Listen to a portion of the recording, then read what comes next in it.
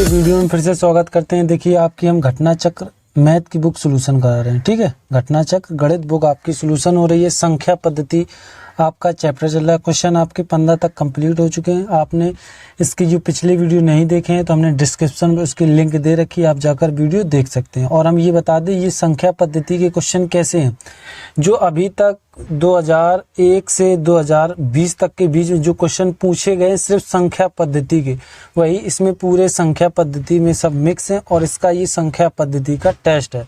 और हम आपको बता दें ये टेस्ट मतलब ये क्वेश्चन क्यों लिए गए, इसमें मतलब इसमें टर्म ऐसा क्या था जो इन्होंने ये क्वेश्चन लिए हैं, तो इसके बारे में हम बताएंगे कहाँ इनका टर्निंग पॉइंट था कि इन्होंने ये क्वेश्चन को इन्हें एग्जाम में लेना पड़ा। तो इसलिए हम आप वीडियो पूरा देखिए, हम आपको बताते हैं। और इसकी पीडीएफ आपको डिस्क्रिप्शन में मिल जाएगी, डाउनलोड कर सकते हैं, ठीक है। चलिए क्वेश्चन आपके कितने तक हो गए थे, 15 तक हो गए थे, 16 से देखते हैं।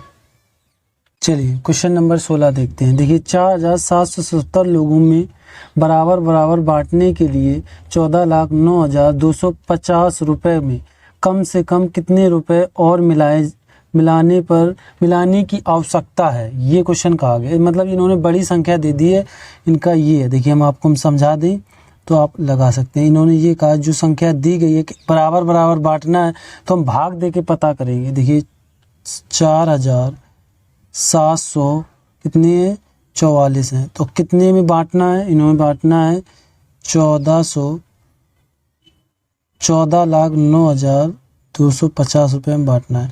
जब इसका भाग दोगे आपका इधर जो शेष फल आएगा, मतलब शेष फल ये है कि ये इतने लोगों को नहीं मिला है, कहने का मतलब ये है। तो इसमें से कितने, जब इसका आप भाग दोगे तो आपका आ जाएगा 2186, ठीक। तो इतने लोगों को नहीं मिला तो इसमें से आप इसको घटा दो, आपका उत्तर आ जाएगा। तो जब आप इसमें से इतने घटाएंगे तो कितना आएगा 2558, यानी कि कितना 2558 आ जाएगा, ये आपका उत्तर हो जाएगा। देखिए ऑप्शन नंबर आपका बी हो जाएगा। ये नॉर्मल सा था क्वेश्चन, इसमें कोई ज़्यादा कोई भारी दिमाग लगाने की नहीं, इसमें नॉर्मली था। इतने लोगों को नहीं मिला, इतने लोगों को मिला है, तो आराम से देखो भाग दे लो, इतना आपका 2186 आएगा। और 4744 में से 2186 घटा दो, आपका उत्तर आ जाएगा। इस तरीके से इसको क्वेश्चन, इसमें भाग हमने क्यों नहीं किया वो आप कर सकते हैं, कि इसका बहुत ज़्यादा भाग होगा तो टाइम इतना हम आपको एक्सप्लेन नहीं कर सकते। ये नॉर्मली आप भाग कर सकते हैं, ठीक है। चलिए क्वेश्चन नंबर आपका ये 16 था। क्वेश्चन नंबर 17 देखिए। क्वेश्चन नंबर 17 में क्या कहा गया, दो अंकों की एक संख्या के अंकों का योग 14 है, ठीक है। दो संख्या हैं x प्लस y, उन संख्याओं का योग कितना है 14 है। 14 है, यदि उसमें 36 जोड़ा जाता है तो उनके अंकों का स्थान आपस में बदल जाता, तो दोनों अंकों में से सबसे छोटा अंक कौन सा। अब मेरी बात समझो, ये कहने का ये दो अंकों का योग कैसे है, अब हम आपको समझाते हैं। हमने कहा ये 63 लिखा है, इन दोनों को अंकों का योग 9 है, तो इन्होंने ये दिया, लेकिन इधर वाला इन्होंने नहीं दिया। ये इन्होंने दो अंकों का योग बोला, तो हम 6 3 9, ये कहने का मतलब है कि कोई दो संख्या थी तो उनका योग 14 है। तो जैसे 6 3 9, तो यानी ये 63 है। दो अंक है लेकिन दोनों कैसे इकाई अंक है, इस चीज़ पर ध्यान देना। तो इसी तरीके से ऐसे कितने जोड़े बन सकते हैं जो 14 होंगे। देखिए 14 होने के लिए तो देखिए आपको चाहिए 7, एक तो 7 बन सकता है। उसने बोला छोटी और बड़ी, सब पे आगे छोटी रहना चाहिए और पीछे कैसी रहना चाहिए, बड़ी। तो एक तो 7 बन सकता है, 7 3 7 बन सकता है, क्योंकि 7 दूनी 14, ये तो होगा नहीं, दोनों कैसे होंगे बराबर, खत्म। और अभी इसको हम क्लियरफाई करेंगे, इन्होंने कितना 36 बोला, इसको भी अभी हम क्लियर करेंगे, आप समझो। इसके बाद कितने जोड़ सकते हैं, हम जोड़ लेते हैं कितने 13 दो अंक आ गए, फिर 2 13 में कितने एक जोड़ोगे तो इकाई अंक ही रहना चाहिए। ये चीज़ आपको समझ में आ गई होगी, आप समझिए। इसके बाद क्या जोड़ सकते हैं, 5 जोड़ सकते हैं और 9 जोड़ सकते हैं, 59 हो गए कि 5, इसमें 14 हो जाएंगे। इस तरीके से भी जोड़ सकते हैं, 4 जोड़ सकते हैं और क्या जोड़ सकते हैं, ये 9 उधर ज़्यादा हो जाएंगे। तो बस ये है कहने का मतलब जितने जुड़े।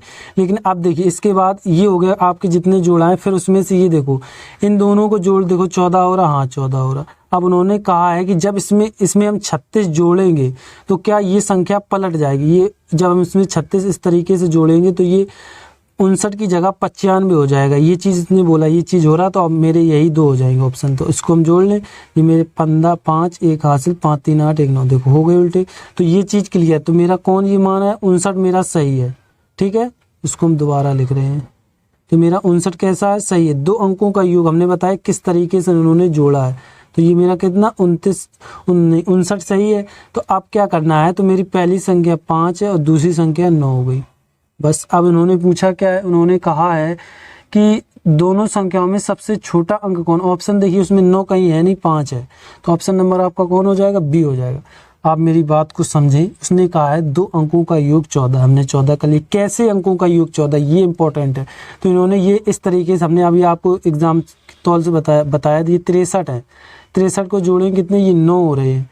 ठीक है, हमने कहा 2 अंकों का योग 9, तो कैसे है, इस तरीके गिनती के 2 अंक लिखो, उनका योग 9 है। ये नहीं 6 3 9 इस तरीके से नहीं, जैसे 61 62 63 उन संख्या कोई है उनके अंकों का योग, तो 63 उसी तरीके से इस 14 का 7 7 है, तो इस तरीके अंकों का योग 14 है। तो 59 का 5 और 9 और 5 14 हो रहा है। ठीक, अब इसने कहा है कि 36 जोड़ दो संख्या पलट जाती है, ये चीज़ कहा है। तो हमने 36 जोड़े तो देखो पलट गया 95, ये क्वेश्चन का क्लियर हो गया। अब उसने कहा है कि 2 संख्या मेरे पास है 5 और 9, इसमें से छोटी संख्या बताओ, तो छोटी संख्या मेरी कौन हो जाएगी, 5।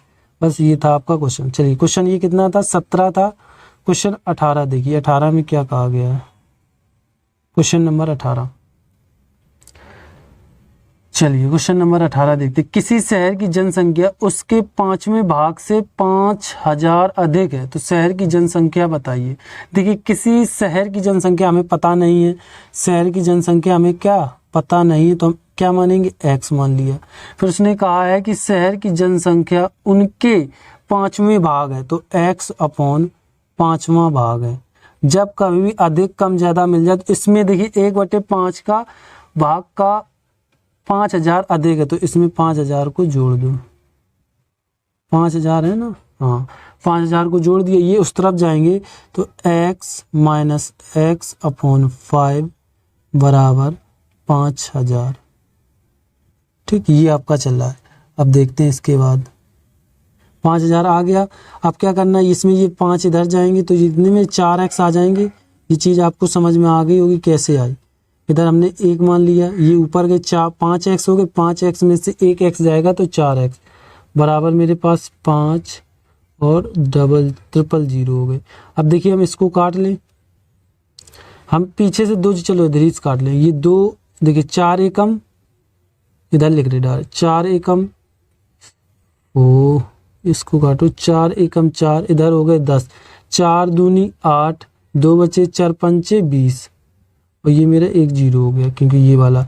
तो x अपॉन 5 बराबर 1250। अब 5 का इसमें गुणा करा, देखिए अब क्या करना है, ये 5 है इसके ऊपर पहुंचा के आप गुणा करा दें, तो x बराबर, तो ये मेरे कितने 1250 गुणे 5, बस आप इसका गुणा करा लें, आपका उत्तर आ जाए 0 5 25 हासिल 2 12 पंचे 60 61 और 1 62, तो कितने आ जाएंगे 62 50। ऑप्शन देखिए है कहीं 62 50, ऑप्शन नंबर आपका सी हो जाएगा। ठीक है, आपको अब समझ में आ गया किस तरीके से ये क्वेश्चन करना था। ये क्वेश्चन नंबर कितना था, क्वेश्चन नंबर 18 था। क्वेश्चन नंबर 19 देखिए, 19 में क्या कहा गया है, क्वेश्चन नंबर 19। चलिए क्वेश्चन नंबर 1 देखिए, राजीव को अंग्रेजी में अंकगणित में मिले अंकों के 1/3 अंक मिले हैं। यदि उसे दोनों विषयों में कुल 128 अंक मिले होते तो उसे अंकगणित में कितने अंक मिले। देखिए इस तरीके का क्वेश्चन जब आए 1/3 1/4, तो देखिए राजीव को इंग्लिश बराबर इस तरीके से करते हैं, इंग्लिश बराबर कितने अंकगणित में 1/3 मिले हैं, तो 1/3 कर लिया। तो इसमें हमें क्या करना है, अंकगणित और इंग्लिश के अलग अलग मान निकालने हैं। तो इसको क्या लिख सकते हैं, इसको कैसे लिख सकते हैं, इस तरीके से लिख सकते हैं, इंग्लिश अपॉन ए मेरा कहाँ नीचे चला जाएगा, ए आ गया, ये अंकगणित इधर जब चला 1 बचा अपॉन 3 हो गए। तो इसको हम क्या मान सकते हैं, इसको x अपॉन 3x इस तरीके से मान सकते हैं। उन्होंने क्या कहा है कि देखिए कुल यानी जोड़ना है इन दोनों को, 3 और 1 4, 4x बराबर मुझे कितना दिया 128 दिया है। तो आप इसको काट लें, 4 एकम 4 4 दिया 12, 4 दूनी 8, x का मान मेरा कितना आ गया 32। अब उसने पूछा किसका है, उसने पूछा है अंकगणित। अंकगणित देखिए मेरा ये है, तो अंकगणित का मान 3x है, तो 3 3x है तो 32 गुणे 3 कर दें, क्योंकि 3x का मान मेरा कितना निकला 32, 3 दूनी 6, 3 तिरका 9, 96 आ गया। देखिए कहीं ऑप्शन आपको 96 दिख रहा है, ऑप्शन नंबर आपका ए हो जाएगा। ठीक है, चलिए क्वेश्चन नंबर 20 देखते हैं, 20 में क्या कहा गया है। ये क्वेश्चन नंबर कितना था, 19 था। क्वेश्चन नंबर 20 देखते हैं। क्वेश्चन नंबर 20, यदि दो अंकों को एक संख्या उनके अंकों के योग के गुनी है तो अंकों के आपस में बदल देने पर बनी संख्या उनके अंकों के योग है, तो जिसे गुणा किया जाएगा। समझ में नहीं आया, ऊपर से गया। देखिए आपको जब कभी भी गुना होना दिखे मिल जाए और ये लिखा मिल जाए आपस में पलट रहे हैं, तो आपको एक चीज़ समझ में आना चाहिए, इकाई में 1 जीरो होता है, दाई में 2 जीरो होते हैं। ठीक है, इस तरीके से ये चीज़ आपको समझ में आनी चाहिए। मतलब इकाई में 1 होता है, सॉरी ये हम गलत भूल गए, हमने सोचा इसको इरेज करते हैं। इकाई में 1, दाई में 1 जीरो होते हैं। ये चीज़ सबसे इम्पोर्टेंट है, क्योंकि आपको यही नहीं समझ में आएगा। हमने देखी इकाई मेरा, हमने देखिए क्या माना, x प्लस, उसने देखिए अब पढ़िए, यदि दो अंकों की एक संख्या है x और y है, ठीक है, 2 अंक हैं, तो ये इकाई अंक है, ये दाई अंक है, इस तरीके से मानना है। तो इकाई में तो 1 रहे, कोई दिक्कत नहीं होता, लेकिन दाई में कितने 10 लिखने पड़ते हैं। ये कब करना पड़ता है, जब आप ये याद रखें, जब करना पड़ता है जब ये कहें आपस में बदलते हैं। तो इकाई में तो 1 होता, तो 1 का गुणा करेंगे वही y आ जाएगा, तो ये 10 थे, तो इसलिए इकाई दाई में 0 1 चलता है तो 10 हो गए। ये बात पूछना कि अब ये 10 कहाँ से आई। अब उसने क्या कहा है, यदि दो अंकों की एक संख्या उन अंकों की, देखिए अंक मेरे कौन है, x और y, ये चीज आप याद रखना, अंक मेरे क्या है, x और y हैं। अंकों के योग, इनका योग x प्लस y, योग के गुनी है, ये के गुनी होगी। समीकरण मेरा ये पहला बन गया। इसी तरीके समीकरण दूसरा बनाना पड़े, तो अंकों को आपस में बदल देते हैं। अब मेरी बात समझना, इनको बदल ले, पहले एक्स वाई था, अब क्या करेंगे, वाई एक्स कर देंगे, वाई एक्स कर देंगे तो 10 की जगह क्या आ जाएगा, वाई आ जाएगा, और इधर क्या आ जाएगा, एक्स आ जाएगा, बराबर। अब देखिए इधर क्या कहा है, अंकों को बदल देने पर बनी संख्या, मतलब जो बनेगी आपस, देखिए फिर से पढ़ते, अंकों को आपस में बदल देने से बनी संख्या उन अंकों के योग, उन अंकों की मतलब क्या, एक्स प्लस वाई, क्योंकि देखिए इधर ये भी लिख सकते हैं क्या, वाई, क्योंकि पलट रहे वाई और एक्स अंक, इसलिए क्यों, क्योंकि इन्होंने दोनों में पलटे, अंकों के योग के गुणा है। तो इधर हम क्या मान लें, थोड़ी देर की, जब कुछ नहीं इसी का मान के का मान, तो हम ए मान ले रहे हैं। ये समीकरण मेरा दूसरा हो गया। तो अब तुम्हें क्या करना है, समीकरण पहला, देखो यहीं इनको जोड़ने तो आसानी रहेगी, ठीक है, क्योंकि फिर लिखो फिर जोड़ो। अब देखिए इन दोनों समीकरणों को क्या कर रहे हैं, जोड़ने पर, ये चीज़ ध्यान रखें। अब देखिए इनको जोड़ते हैं, देखिए ये मेरा 10 वाई है और ये एक और वाई है, तो कितने 11 वाई हो गए, ये 11 वाई प्लस, इसी तरीके से 10 एक्स ये है और 1 एक्स ये, तो कितने 11 एक्स ये हो गए, बराबर। अब देखिए इधर क्या है कि इधर देखो सेम जगह एक्स वाई और एक्स दोनों, या प्लस हो तो चाहे वाई आगे लिख दो या एक्स आगे लिख दो, उससे कोई फर्क नहीं पड़ता है, तो दोनों में सेम है, तो इसको हम एक बार लिखें, इसको एक ऐसे समझ लो, इनको ले लिया कॉमन, तो हम इनको जोड़ रहे हैं तो के प्लस ए आ गया, इनको भी इस तरीके से लिखेंगे। अब आपको ये हमें समझ में नहीं आया सर, यार हम आपको इस नॉर्मली एक चीज़ ऐसे समझा दें, ये 3x लिखा है, ठीक है, इधर तो फिर आपको दिखेगा नहीं। अब देखिए, अब समझिए, अब हम कुछ समझा दिए। देखिए जैसे 3x लिखा है, ये 2x लिखा है, तो हम कहें इसमें से कॉमन क्या है, x है, तो x को बाहर ले लेंगे, 3 + 2 हो जाएगा। तो इसी तरीके से भले ही ये बड़ी संख्या है, x + y दोनों में सेम है, इसलिए इसको बाहर ले लिया, मेरे पास भीतर k + a बचा है। अब आ गया होगा आपको समझ में। तो देखिए इसमें से भी कॉमन ले सकते हैं, क्योंकि 11 इसमें भी है, 11 इसमें, तो 11 मेरे क्या आ गए कॉमन, जो चीज़ सेम है वो कॉमन बाहर आ जाती है। तो इधर क्या y है, तो मेरा क्या हो जाएगा, y + x। ये चीज़ आप ध्यान रखें, जब प्लस में हो तो y या x आगे कोई दिक्कत नहीं होती है, x + y, ठीक है। ये मेरा कोष्टक में चल रहा k + a, तो इसको हम काट दें, सेम जब बराबर में होते हमने बोला काट सकते हैं। तो देखिए k, अब देखिए k मतलब 11 बराबर k + a आ गया, आ गया। उन्होंने हमें ए का मान पता करना है क्योंकि उसमें कुछ नहीं दिया था, हमने ए माना, तो ये के मेरे उस तरफ चले जाएंगे तो क्या हो जाएगा 11 माइनस के बराबर ए। ये आपका उत्तर आ गया। ठीक है, अब हम आपको एक बार और थोड़ा स्पीड में जल्दी से समझा दें, क्योंकि इसमें जब कभी भी आपको ये समझ लो कि आपस में संख्या बदल नहीं तो इस तरीके के इकाई और दाई का खेल चलता है। ठीक है, उसमें क्या होता है कि एक इकाई जिस इकाई होगी उसमें एक करते हैं, इसमें एक लिखा ही नहीं कि गुणा वही आएगा, तो दाई में 10 जोड़ देते हैं। ये 10 कैसे हमने आपको बता दिए थे, उन्होंने कहा था अंक हमने एक्स वाई थे मेरे, उन्होंने अंकों का योग इतना समीकरण बना लिया, फिर इन दोनों को क्या किया जोड़ दिया, इनको भी जोड़ लिया, इसमें कॉमन एक्स वाई थे और देखिए एक्स प्लस वाई थे इसे लिख लिया, इन दोनों के प्लस ए को लिख लिया, इसमें देखिए एक्स और वाई 11 को दोनों जगह तो कॉमन ले लिया, ये दोनों एक्स प्लस वाई कट गए, 11 को उस तरफ भेज दिया, 11 माइनस एक्स बराबर ए। तो मेरा ऑप्शन नंबर अब देखते हैं कौन है। सवाल नंबर कौन था, ये सवाल नंबर 20 था। ठीक है, ये 20 का क्या होगा, सवाल नंबर 20 का सी हो जाएगा आपका उत्तर। कौन हो जाएगा, सी। चलिए क्वेश्चन आपके 20 हो गए। क्वेश्चन नंबर 21 देखिए। यार इसमें जो सवाल है हमें नहीं लगता इसमें 50 सवाल मतलब 25 सवाल लग पाएंगे। इसमें वही पेपर में सवाल ही ऐसे आते हैं जो आपको वहाँ दिक्कत दें, और ये सब क्वेश्चन 1 नंबर के क्वेश्चन है। ठीक है, चलिए इसमें देखिए 301 तथा 500 के बीच से लेकर ऐसी प्राकृतिक संख्या जो 7 से विभाज्य हैं उनका कुल योग क्या है, ये चीज पूछा है। चलिए इसको हम अच्छे से समझाएंगे। इसके कहने का मतलब है 301 dot dot dot dot dot 500 कितने एक है 501 के बीच में। अब देखिए इसके बीच में उसने कहा 7 से विभाज्य भी होना चाहिए, तो ये 501 तो विभाज्य है नहीं, तो ये तो हम ले नहीं सकते। 3 से देखिए इसको काटेंगे, इसमें 2 का गुणा 2 घटाएंगे 28, हाँ ये 3 से डिवाइड है, मतलब 7 से डिवाइड है। 7 का रूल हमने पिछले वीडियो में बता दिया था, आपने नहीं देखा है तो आप देख लें। उसी तरीके से अभी हमने जल्दी से चेक कर लिया। अब इसके बाद मेरे कितने, इसमें 7 जोड़ेंगे तो 308 हो जाएंगे।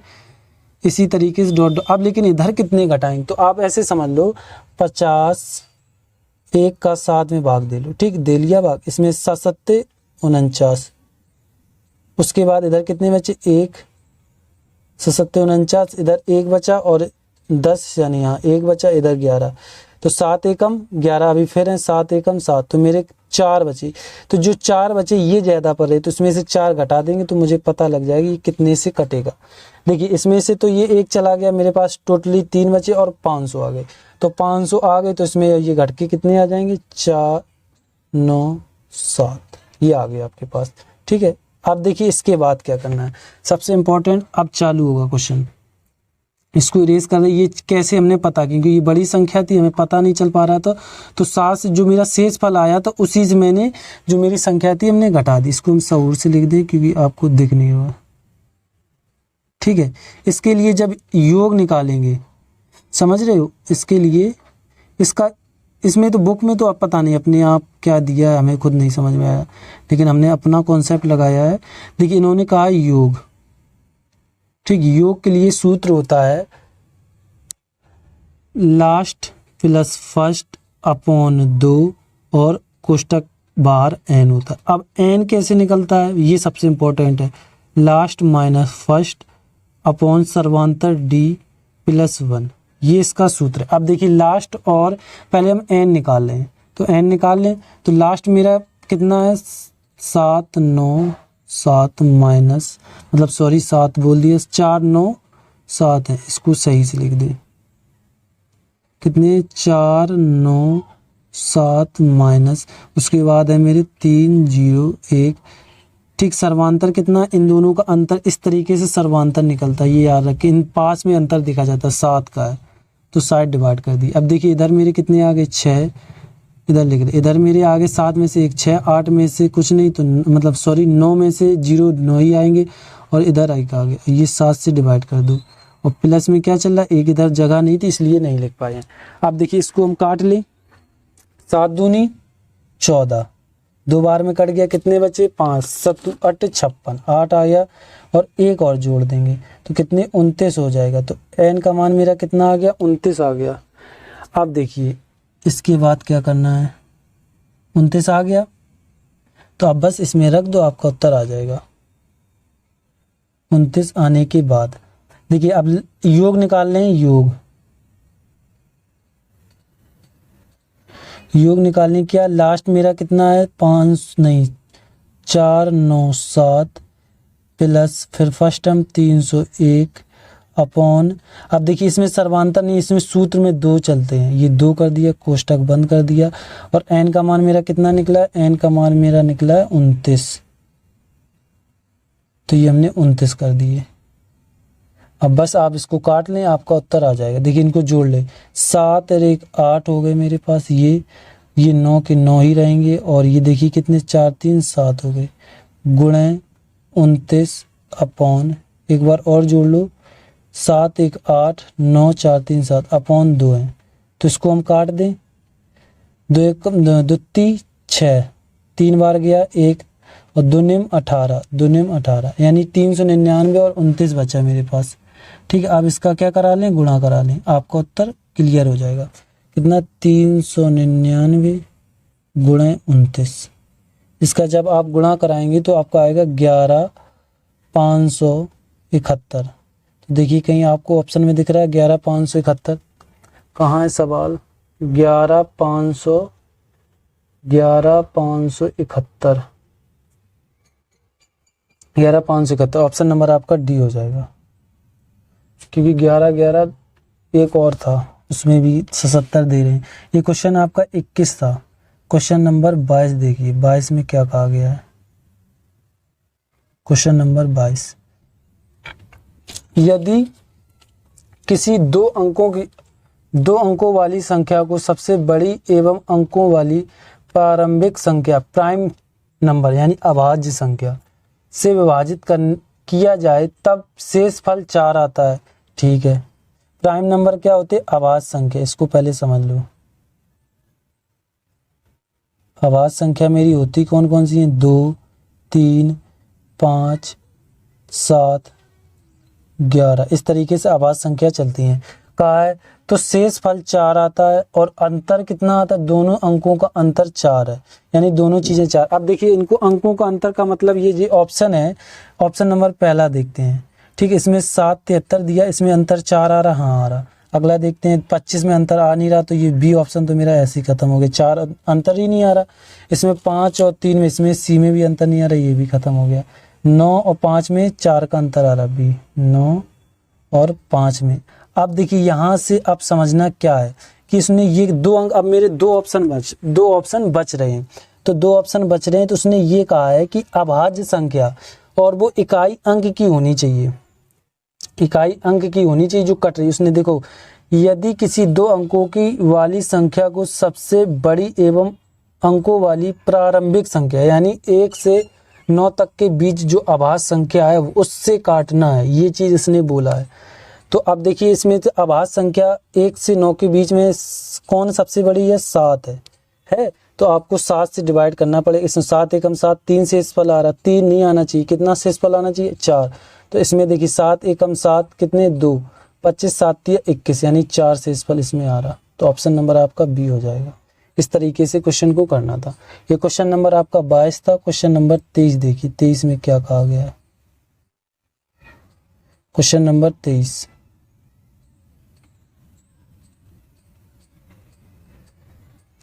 यदि x एक सम संख्या है तो अगली विषम संख्या क्या होगी। चलिए x मेरी सम संख्या है, हमने 2 मान लिया। ठीक, अब ऑप्शन में रखते हैं 2 और उसमें से देखिए 2 रखेंगे, पहले ऑप्शन में x - 1 है तो इसमें 2 रखा, इधर 1 कर दिया, तो 1 तो सम मतलब विषम संख्या आ गई। लेकिन उसने अगली संख्या पूछी, हमने 2 माना, 2 के बाद अगली संख्या कितनी आती है, 3, और इधर आ रही 1, तो ये ऑप्शन तो होगा नहीं। ऑप्शन नंबर दूसरा देखते हैं, इसमें लिखा x + 1, तो इसमें 2 रखेंगे प्लस 1 करेंगे 3। तो उसने पूछा है तो विषम संख्या क्या है, तो ऑप्शन कौन हो जाएगा आपका, बी हो जाएगा। अब इसमें रखेंगे सी वाले में, जब 2 रखेंगे ये 4 हो जाएंगे, इसमें 2 रखेंगे डी वाले में 0 हो जाएगा। तो ऑप्शन नंबर आपका बी होगा। कौन होगा, बी। अब आपको समझ में आ गया किस तरीके से ये क्वेश्चन करना था। ये क्वेश्चन नंबर 23 था। क्वेश्चन नंबर 24 देखिए, 24 में क्या कहा गया, वह न्यूनतम धनात्मक पूर्ण संख्या n जिसके 24 विभाज्य हैं। 24 विभाज्य का मतलब ये है कि जैसे 12 लिखा है, 12 कितने से कटता है आपको समझा रहे हैं यहीं विभाज्य, क्योंकि सबसे इम्पोर्टेंट क्वेश्चन है ये।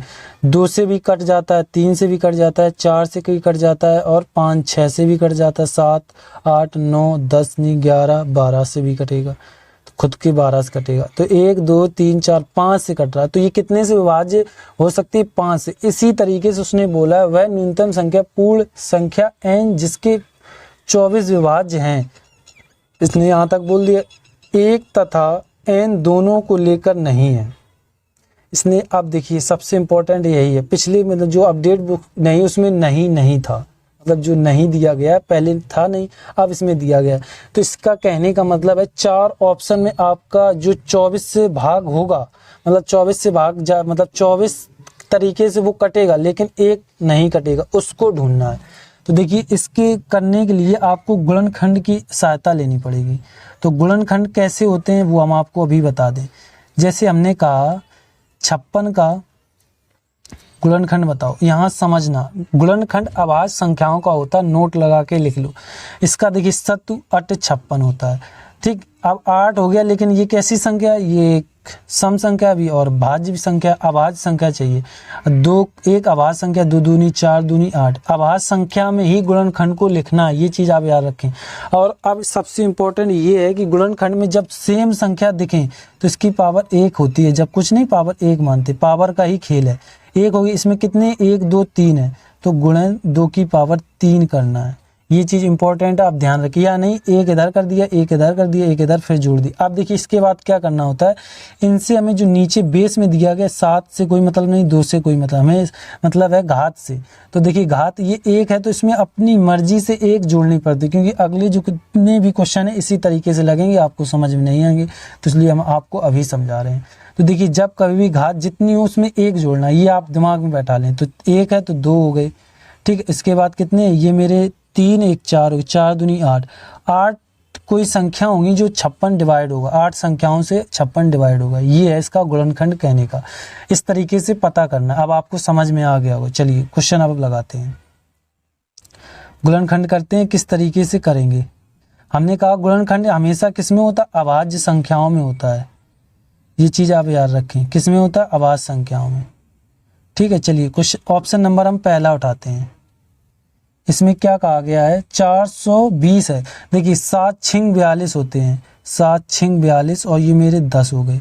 आज समझना, ये तो अभी कोई अभाज्य संख्या है नहीं, तो इसको 7 एक अभाज्य हो गई, 3 दूनी 6, अब दोनों अभाज्य संख्या हो गई अभाज्य संख्या। उसके बाद 5 दूनी 10, 5 दूनी 10, ये भी हमने बोला अभाज्य संख्या में कन्वर्ट करना, ये चीज़ आप ध्यान रखें। अब देखिए दो बार आ गए तो एक घात ये है, एक घात ये, सबके ऊपर एक घात चलेगी। कितनी घात चलेगी? 1। अब लेकिन दो बार आ गए तो इनको दोनों को मर्ज कर देना। तो इधर हम 2 की घात कितनी 2 कर दे रहे, इधर से 2 मिटा देंगे, 2 की घात 2, और ये मेरे इधर एक उधर हमने दे दिया, तो इधर ये मिट गया। अब देखिए क्या करना है, जो घातें दी गई 1 है तो 2 करो, 1 जोड़ने के बाद इसमें भी 2 कर दो, गुणा कर दो, फिर इसमें 3 कर दो, फिर इसमें कितने 2 कर दो। इस तरीके से इसको करना होता है। अब इनको जोड़ो, 2 दूनी 4, 4 दूनी 8, 8 एक 38 24। देखिए इसका 24 आ रहा है, तो ये पहला वाला ऑप्शन तो मेरा नहीं होगा, ठीक। पहला वाला ऑप्शन मेरा कैंसिल हो। क्यों? इसमें 24 आ रहा है, उसने ये कहा ऐसी संख्या बता जो 24 से कौन नहीं आ रही है। 24 ऐसी कौन सी संख्या है जो 24 तरीके से विभाज्य नहीं हो रही, इसमें नहीं लगा, ये पूछा गया। ऑप्शन नंबर दूसरा उठाते हैं। कितना है? 240 है, तो बी ऑप्शन उठाएं। आपके इससे क्या होगा, गुणनखंड भी मजबूत होंगे। इसने क्या है? 24 विभाज्य नहीं, ऑप्शन नंबर बी है, 240 है, तो 6 चौको 24 होते हैं और 10 ये चले। लेकिन ये अभी कैसी सब संख्याएं हैं? सम विषम, इस तरीके से हमें टोटल अभाज्य संख्या में बनाना होता है। तो ये 3 दूनी 6 हो गई, दोनों बन गए अभाज्य संख्या में। फिर उसके बाद गुणा लगाया, फिर 5 दूनी 10, ये भी अभाज्य संख्या में बन गई। अब देखिए दो बार आ रहे हैं, तो उनको एक घात इसमें भी चलेगी, एक इसमें भी, एक इसमें भी, एक इसमें भी।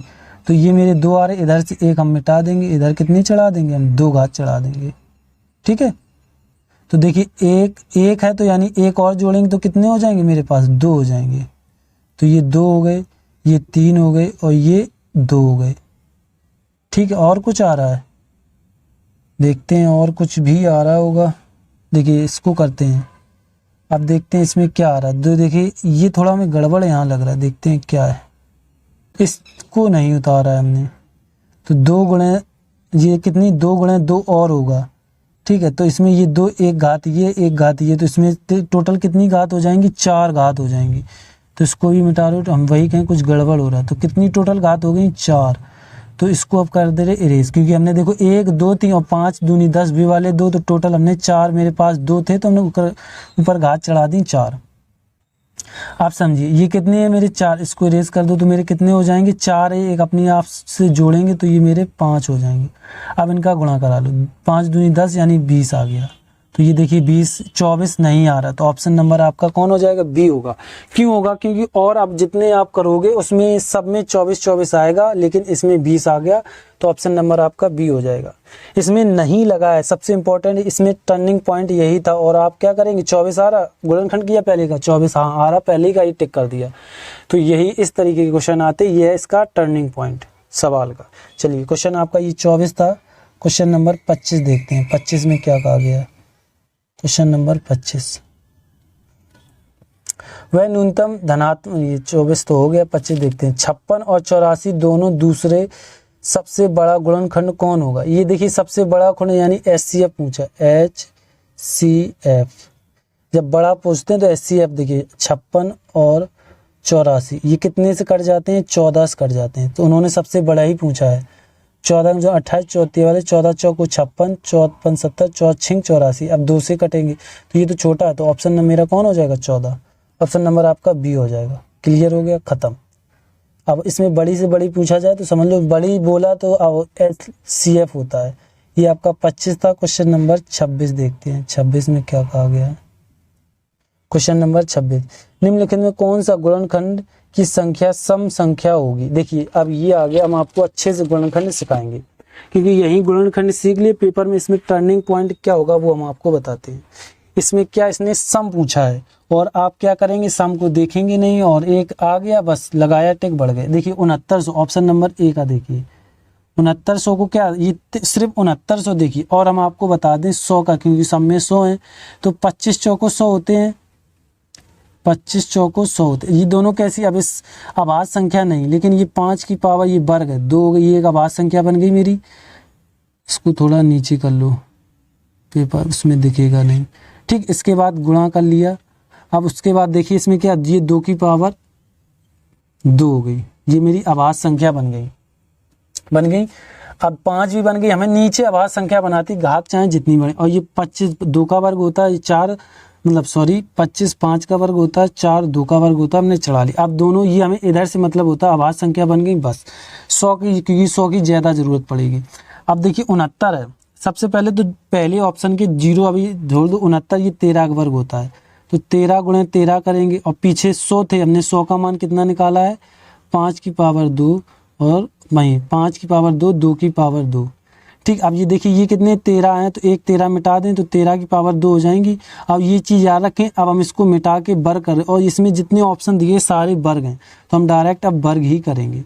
अब देखिए ये वर्ग हो गया, तो अब क्या करना है कि ये 2 दिए तो इसको 3 करना। हमें घात में कितने जोड़ने होते हैं, 1, इसमें भी 1 जोड़ेंगे और इसमें भी घात में 1 जोड़ना, फिर नीचे वाले से हमें कोई मतलब नहीं होता। ये भी मेरे कितने 3 हो गए, और ये भी मेरे 3। उसने पूछा है सम, ये चीज़ याद रखे, 9 तिया 27 हो, ये कैसा आ गया, विषम। तो ये मेरा पहला ऑप्शन तो है नहीं, तो पहला ऑप्शन कैसा हो गया, गलत, ठीक। चलिए ऑप्शन नंबर अब दूसरा देखते हैं, इसको हम कर रहे हैं इरेज, ठीक है, आपने देख लिया होगा। ऑप्शन नंबर आपका बी देखते हैं, बी में क्या है,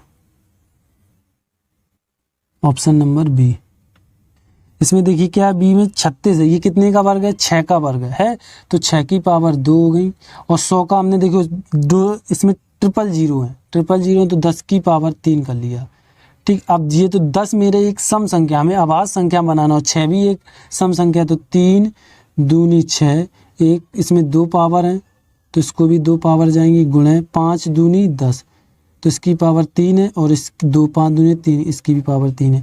अब देखिए जहाँ 2 सेम है तो उनको पहले तो ऐड करो, ठीक है। देखिए 2 इधर हैं 2 इधर हैं, तो ये 3 की पावर 2 गुणे 2 की पावर 5 गुणे 5 की पावर 3, ये जुड़ कैसे जाती है आप याद रखें, A, A बेस जब सेम होता है, चाहे इधर b प्लस बी लिखा हो तो a b टू b हो जाता है, ये समझ लो। जब बेस समान होता है तो ऊपर वाली घातें जुड़ जाती हैं, ये चीज़ आप याद रखें। इसको हम कर दें अब रेस, हो गया मेरा। अब देखिए ये मेरे कितने हैं, इसमें एक जोड़ेंगे, इसमें भी एक जोड़ेंगे, हमने बोला घात में एक जोड़ना होता है, तो इसमें हम जोड़ लें।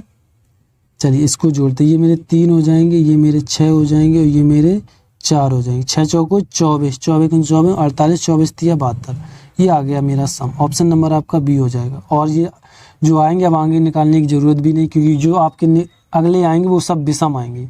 एक ही सम था, वो भी ऑप्शन नंबर बी में मिल गया, बस क्लियर हो गया। कौन हो जाएगा? ऑप्शन नंबर आपका बी हो जाएगा।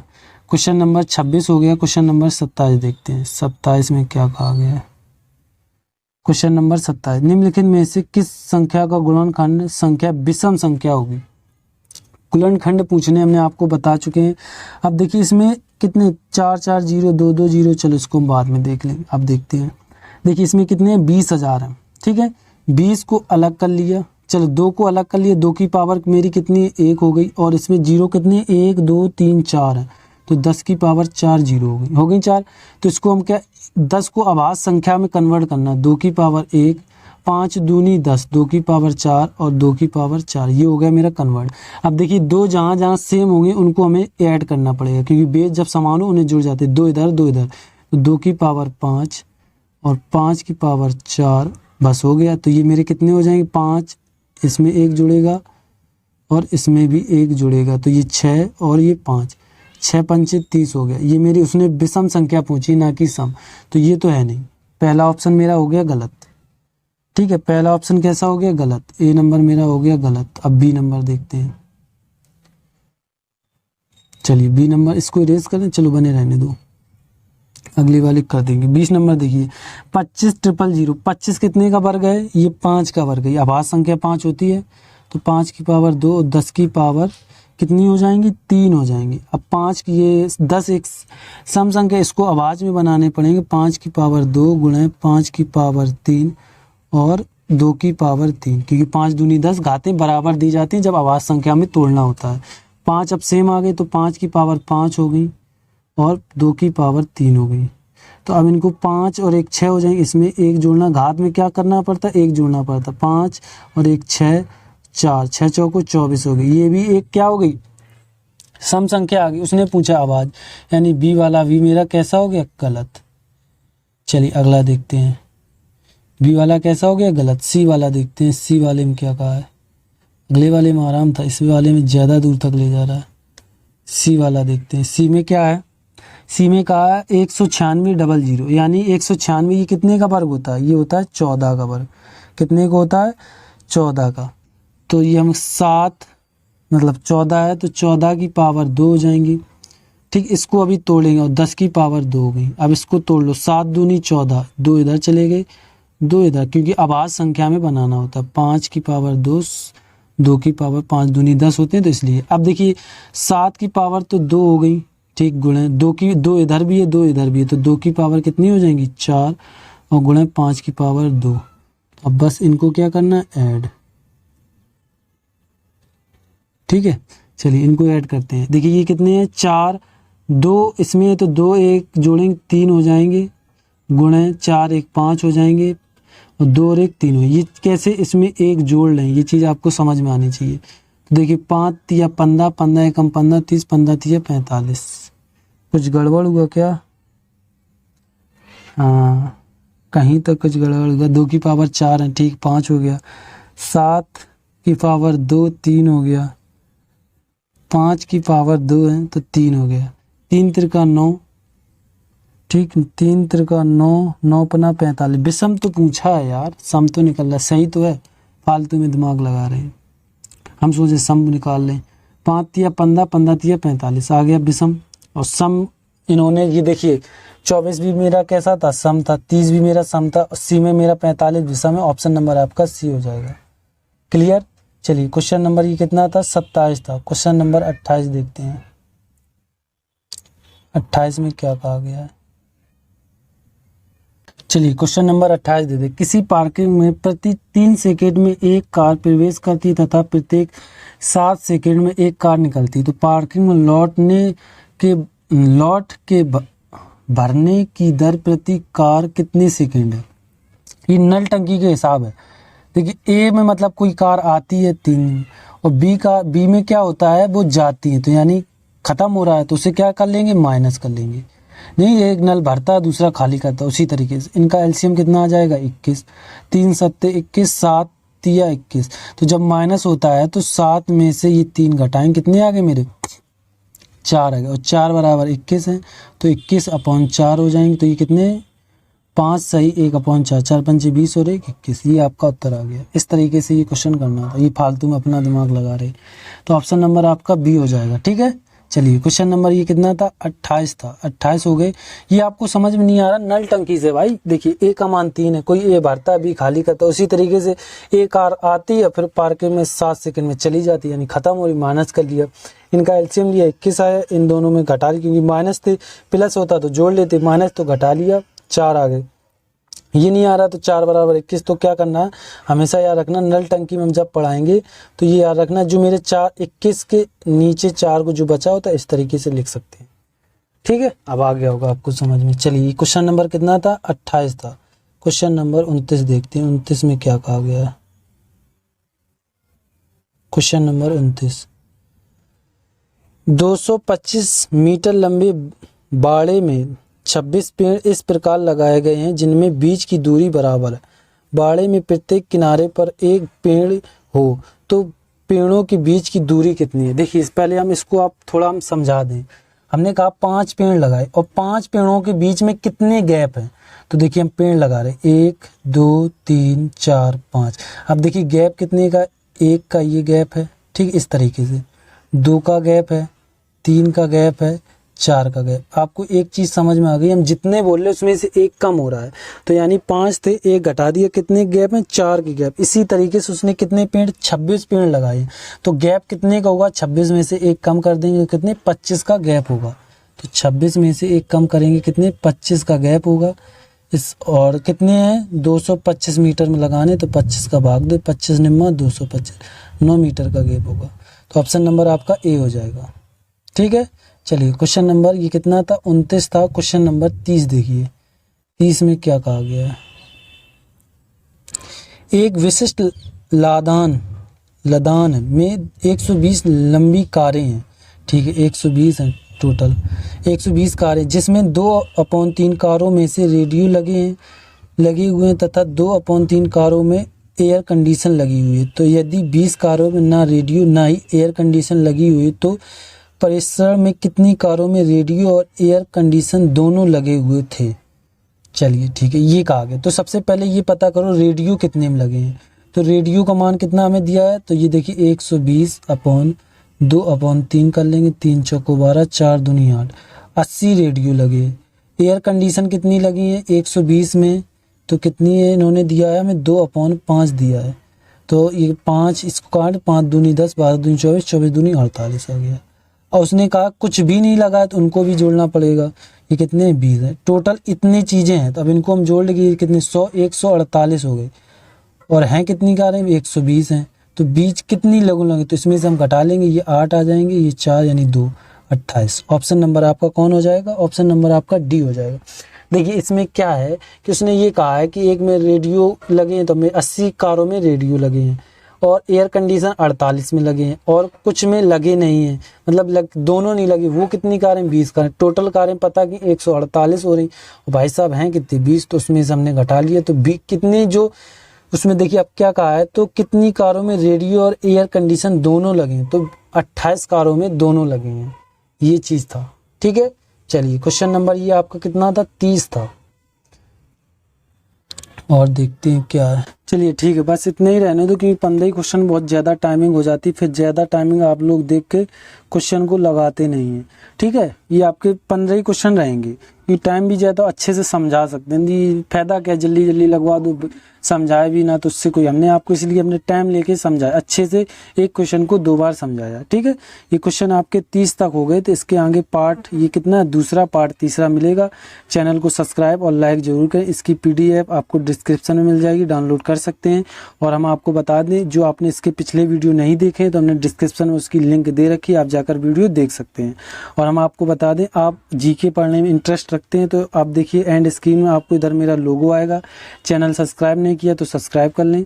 इधर मेरा GK का वीडियो आएगा और इधर मेरा रीजनिंग का वीडियो आएगा। लूसेंट बुक सोल्यूशन करा रहे हैं, आपको जो चैप्टर कठिन लगता है हमें बताइए, हम करा रहे हैं। हमें कमेंट्स में आया था सर हमें असमानता यानी इनइक्वालिटी सबसे टफ लगता है, हमें वो समझाइए। हमने इतनी बेसिक से समझाया भाई साहब, आप एक बार देख लेंगे मतलब कैसे असमानता में ये नहीं होता, जैसे ये चिन्हों वाले, ये चिन्ह वाले होते हैं, इस तरीके के क्वेश्चन है वो हमने कराए बिल्कुल आसान भाषा में। और जो लूसेंट बुक में वो ऐसे क्वेश्चन दिए जो बैंक में आए, वो भी नॉर्मली समझाएं, तो आप देखना मज़ा आ जाएगा करने में। ठीक है, चैनल को सब्सक्राइब और लाइक जरूर कीजिए। थैंक यू, धन्यवाद।